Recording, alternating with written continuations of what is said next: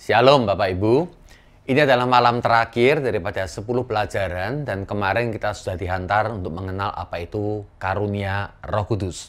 Saudara, Alkitab menjelaskan bahwa setiap kita memiliki karismata atau karunia roh.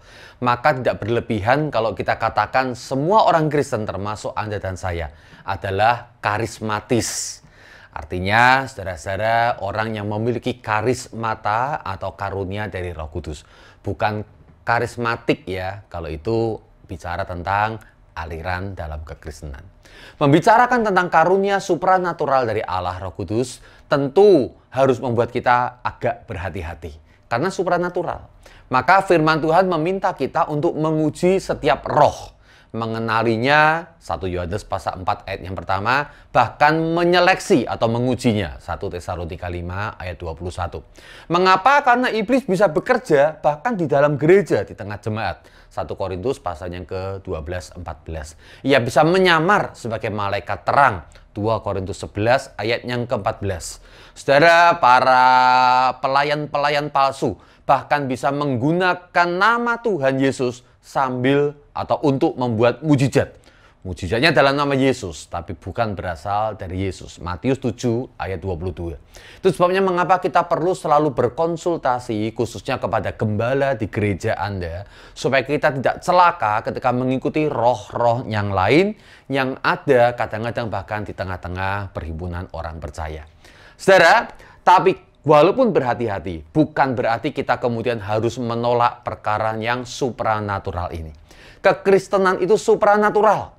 Keselamatan itu mujizat yang tak ada di alam natural. Pemeliharaan Tuhan sering mengatasi akan hukum-hukum alam. Dan doa membuat hal-hal yang tak mungkin bagi manusia bisa terjadi karena Tuhan campur tangan. Tapi di sisi lain, saudara, kita juga tahu bahwa Allah Bapa telah menciptakan alam semesta dengan keteraturan yang menakjubkan. Sehingga kita bisa membuat berbagai kaidah ilmiah, hukum-hukum alam, lalu menata cara hidup sosial budaya bagaimana yang baik. Ia, saudara-saudara, juga memberikan akal, budi, dan hati nurani pada setiap manusia, sehingga kita bisa menguasai alam untuk mengaturnya demi kebaikan. Jadi, saudara-saudara, kita memang punya dua sisi. Sisi supranatural dan sisi natural. Sisi di mana kita berharap intervensi Tuhan, mujizat Tuhan, dan kenyataan realitanya yang harus disikapi dengan wajar. Pendeknya, kita punya dua sisi antara kuasa Allah yang tak terbatas dan akal rasio manusia dengan segala natural alamiahnya. Nah, dua kutub ini telah tarik-menarik di sepanjang sejarah agama manusia, pun juga di dalam sejarah kekristenan. Anda bisa melihat di Markus 12 ayat 24, Anda bisa mengecek di 1 Korintus pertama ayatnya yang ke-22. Jadi saya ingin memberikan panduan praktis untuk Anda mengerti bagaimana kita, saudara-saudara, menyikapi masalah kuasa dan masalah natural ini. Masalah mujizat dan masalah hikmat. Kapan kita mengharapkan mujizat Tuhan terjadi? Kapan kita harus mengedepankan hikmat untuk boleh menangani persoalan kita? Pertama, GKBJ percaya Roh Kudus masih memberikan karunia-karunia supranatural. Saudara, kita ikut alirannya namanya kontinuisme, bahwa pekerjaan Tuhan masih berlangsung sampai sekarang. Bukan sesasionisme, artinya pekerjaan Tuhan, mujizat Tuhan berhenti di masa para rasul. Anda bisa melihat saudara-saudara mujizat dan tanda ajaib masih berlangsung sampai hari ini. Bandingkan 1 Korintus 4 ayat yang ke-20 yang menjelaskan saudara-saudara bahwa kerajaan Allah bukan sekedar masalah perkataan tapi juga masalah kuasa. Kedua, saudara, namun ketika kita mengalami persoalan, kita mengedepankan pendekatan natural. Saudara, mujizat itu sifatnya intervensi. Artinya, saudara-saudara, tidak lazim, bahkan jarang terjadi. Bukan sesuatu norma yang harus bisa kita kalau punya rumusnya, diklaim lah, pakai nama inilah, dengan cara itulah, lalu pasti terjadi. Enggak normatif.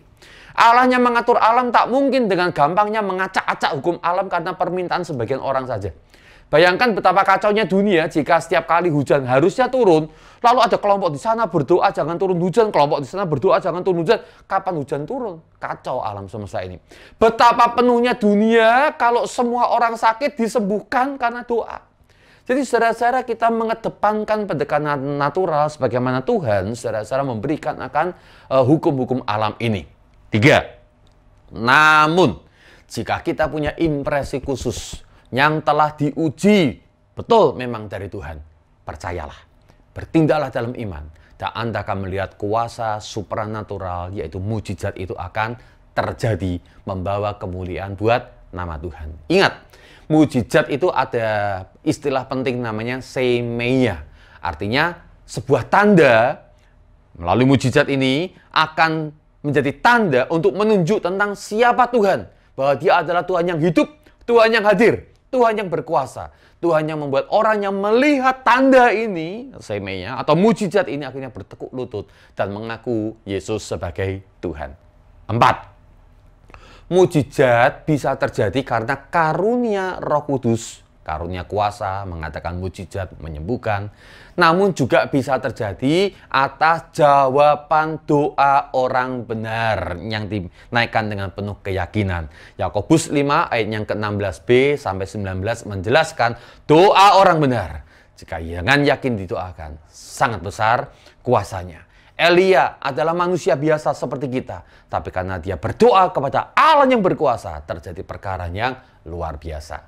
5. Khusus masalah kesembuhan, kalau Anda menyelidiki Alkitab dengan teliti, saudara-saudara, Anda akan menemukan sebuah pengajaran yang jelas dan tidak mungkin dapat untuk disangkal lagi. Saudara, kalau Anda melihat misalnya dari Yakobus pasal yang ke-5, ayat yang ke-14 sampai yang ke-15, Anda akan mendapatkan saudara-saudara sebuah peristiwa orang yang sakit, lalu kemudian penatua datang untuk mendoakan dan meminyaki dengan minyak dan meminyakinya. Nah, ada dua jenis minyak di dalam tradisi Yahudi. Yang pertama, saudara-saudara, menggunakan kata alaipo adalah penggunaan minyak untuk urusan sehari-hari. Misalnya untuk minyak wangi, minyak rambut, minyak untuk obat, dan seterusnya, pasti alaipo. Tapi kalau minyak untuk urusan rohani, menggunakan krio.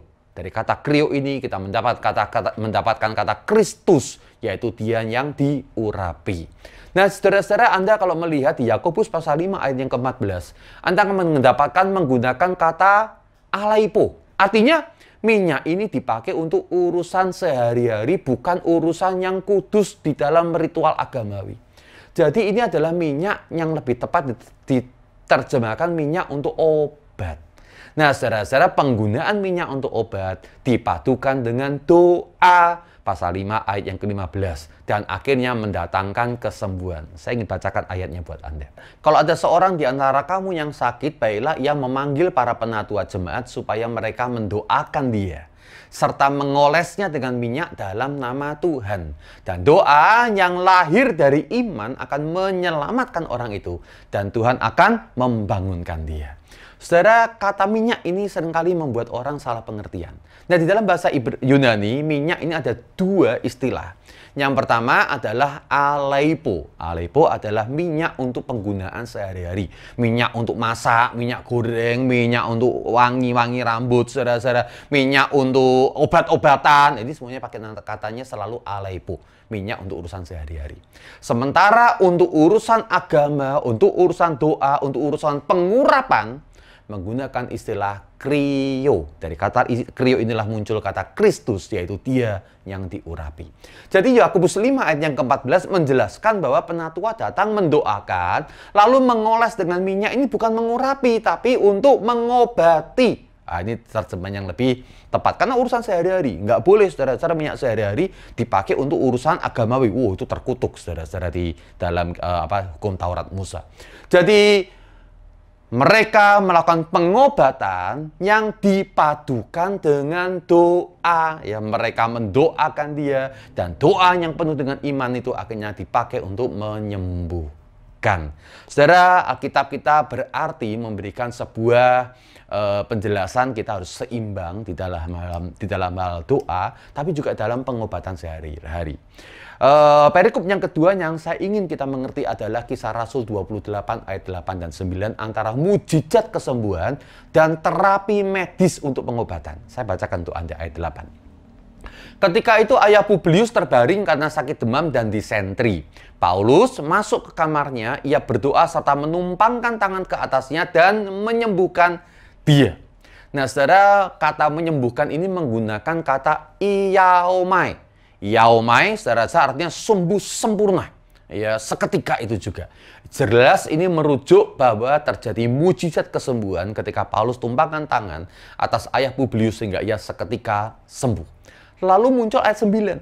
Sesudah peristiwa itu datanglah juga orang-orang sakit lain dari pulau itu dan mereka pun disembuhkan juga.